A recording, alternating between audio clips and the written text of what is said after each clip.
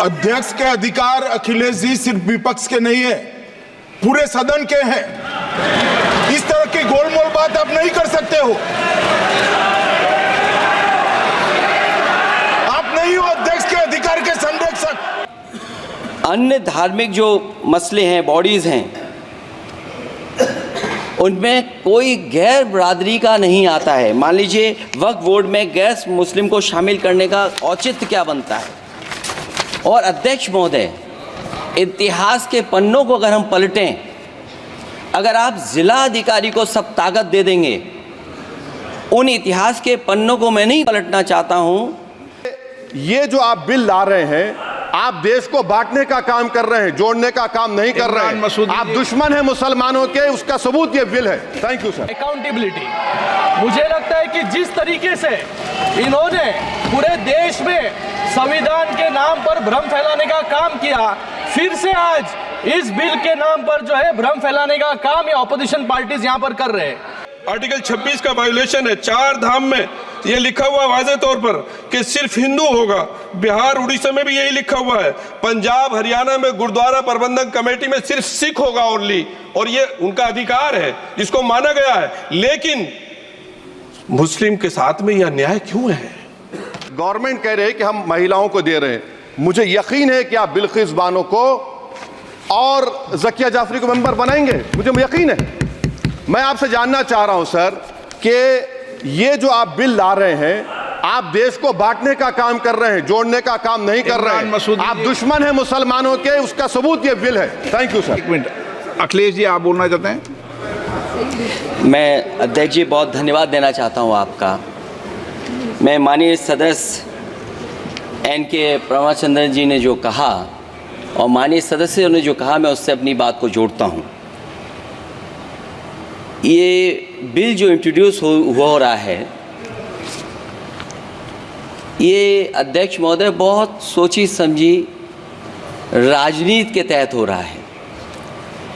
अध्यक्ष महोदय, जब लोकतांत्रिक तरीके से चुने जाने की पहले से प्रक्रिया है, तो उसको नॉमिनेट क्यों किया जा रहा है?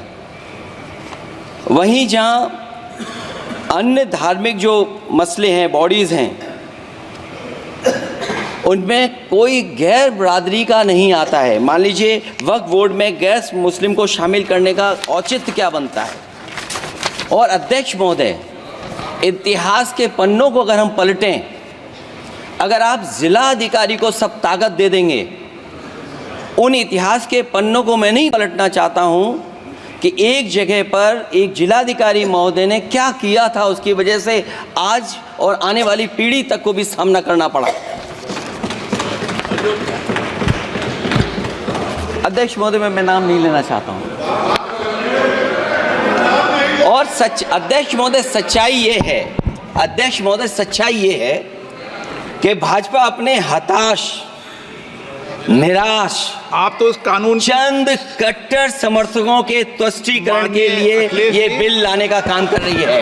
अखिलेश जी, अध्यक्ष महोदय, आज तो हमारे आपके अधिकार कट रहे हैं। मैं याद कीजिए अध्यक्ष महोदय, मैंने आपसे कहा था कि आप लोकतंत्र के न्यायाधीश हैं, और मैंने अध्यक्ष महोदय सुना है इस लॉबी में कि कुछ अधिकार आपके भी छीने जा रहे हैं। उसके लिए हम लोगों को लड़ना पड़ेगा आपके लिए। अध्यक्ष महोदय, मैं इस बिल का विरोध करता हूं। कोई अध्यक्ष के अधिकार अखिलेश जी सिर्फ विपक्ष के नहीं है, पूरे सदन के हैं। इस तरह की गोलमोल बात आप नहीं कर सकते हो। आप नहीं हो अध्यक्ष के अधिकार के संरक्षक। यहाँ पर जो बहुत सभी लोग सेक्युलरिज्म के बारे में बात कर रहे हैं, यहाँ पर मुझे लगता है कि मैं इनको याद दिलाना चाहूंगा कि इनकी जब भी सरकार थी, तभी महाराष्ट्र के मंदिरों पर शिरडी हो, महालक्ष्मी हो, कोल्हापुर का महालक्ष्मी हो, तुळजापुर हो, वहां पर एडमिनिस्ट्रेटर बिठाने का काम भी इन्होंने किया था। तभी इनको पता नहीं, इनको याद नहीं आया, तभी इनको सेक्युलरिज्म याद नहीं आया, तभी इनको फेडरलिज्म याद नहीं आया। लेकिन आज इस देश में जब एक कानून से ये देश चलेगा, तो अलग कानून की जरूरत यहाँ पर क्यों है? यहाँ पर जुडिशरी पे, यहाँ पर कोर्ट पर इनको विश्वास नहीं है।